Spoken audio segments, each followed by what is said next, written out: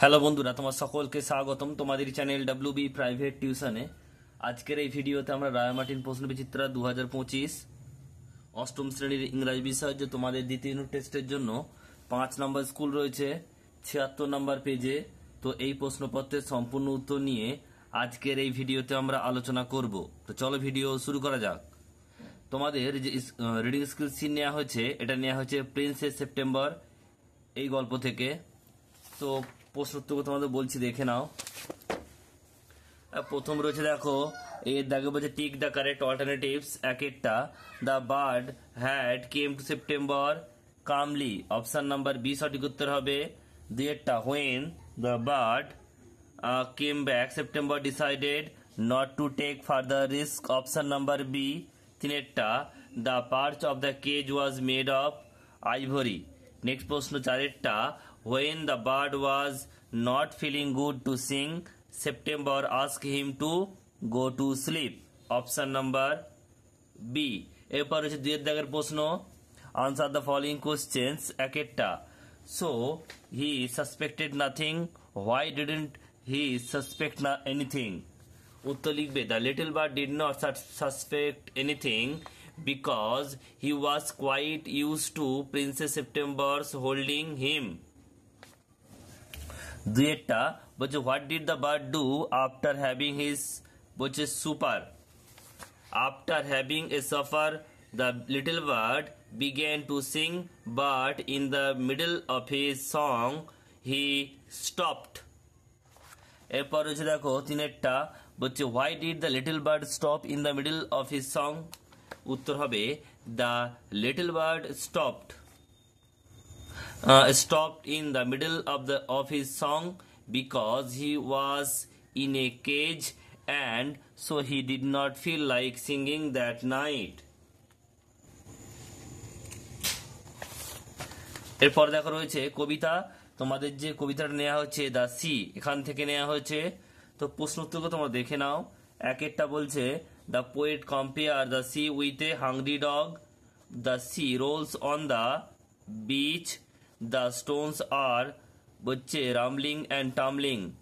এরপর হচ্ছে তোমাদের বিয়ের দাগের প্রশ্ন, question answer, name the poem and the poet.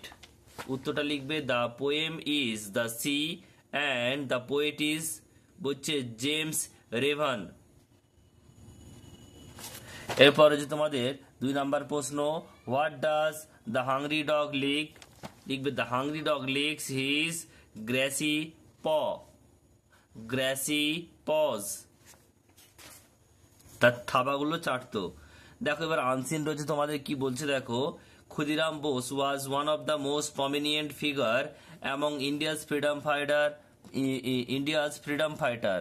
বলছে ক্ষুদিরাম বসু হচ্ছে একজন বলছে প্রখ্যাত চরিত্র, ভারতীয় স্বাধীনতা সংগ্রামীদের মধ্যে একটা হচ্ছে কি বিখ্যাত চরিত্র, বিখ্যাত একজন ব্যক্তি। তিনি বলছে, হি ওয়াজ বর্ন অন ডিসেম্বর 3, 1889। বলছে তিনি জন্মগ্রহণ করেছিলেন 3রা ডিসেম্বর 1889 খ্রিস্টাব্দে। He was the youngest revolutionary and live a life almost adventure. তিনি হচ্ছে সবচেয়ে কম বয়স্ক বলছে যে বিপ্লবী। ক্ষুদিরাম and his co-fighter প্রফুল্ল চাকি wanted to kill the বলছে tyrannical ruler Kingsford an Englishman। বলছে ক্ষুদিরাম এবং তার যে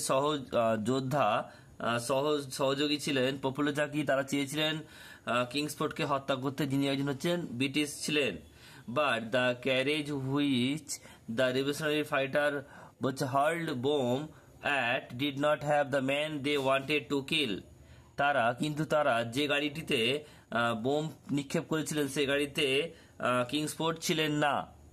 Khudiram was arrested and was sentence to death. ক্ষুদিরামকে অ্যারেস্ট করা হয় এবং তাকে মৃত্যুদণ্ড দেওয়া হয়।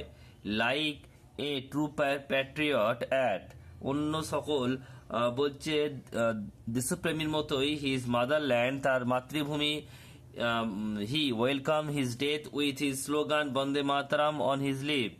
তিনি মৃত্যুটিকে আমন্ত্রণ করেন বন্দে মাতরম সঙ্গীত তার ঠোঁটে গাইতে গাইতে। He is immortal in the page of his history, তিনি ইতিহাসের পাতায় বলছে বলছে তিনি ইতিহাসের পাতায় বলছে জীবিত থাকবেন। দেখো কি বলছে, ট্রু ফলস রয়েছে। একের দাগে কি ক্ষুদিরাম বোস অ্যান্ড কোফা, এটা প্রফুল্ল চক্রবর্তী, এটা হচ্ছে চক্রবর্তী হবে না, প্রফুল্ল চাকিয়া আছে, তাই এটা ফলস হবে। They hurl bomb at the right carriage, বলছে তারা ঠিক গাড়িটাতেই বোম ফেলেছিল, না এটা ফলস হবে, ভুল।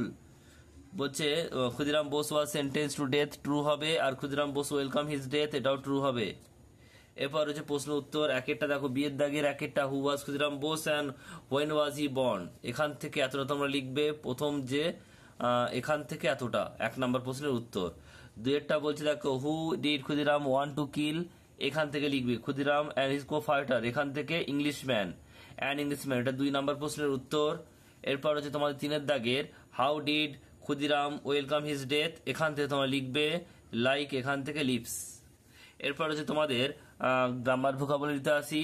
4-এর দাগে ডু হ্যাজ ডাইরেক্টেড, একেরটা I want to play cricket, underline the infinity, infinity মানে হচ্ছে কি TO2 প্লাস V1, ভার্বের যে প্রেজেন্ট ফর্ম সেটা।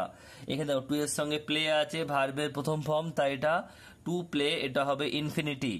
এরপর রয়েছে দেখো পরেরটা the sky is dash cloud, এটা বলেছে সাফিক্স যোগ করতে হবে, এটা হচ্ছে ক্লাউডলেস হবে। বলছে ইউ হ্যাভ এ বিউটিফুল, বলছে কেজ মেড অফ গোল্ড, এখানে বলছে যে adjective phrase, made of gold, এটা হবে তোমাদের অ্যাডজেক্টিভ ফ্রেজ। বলছে I know that he is a good boy, underline the subordinate clause, এটা হচ্ছে that he is a good boy, এটা হচ্ছে সাবঅর্ডিনেট ক্লজ। এরপর হচ্ছে make meaningful sentence with the word honest, my father is an honest man,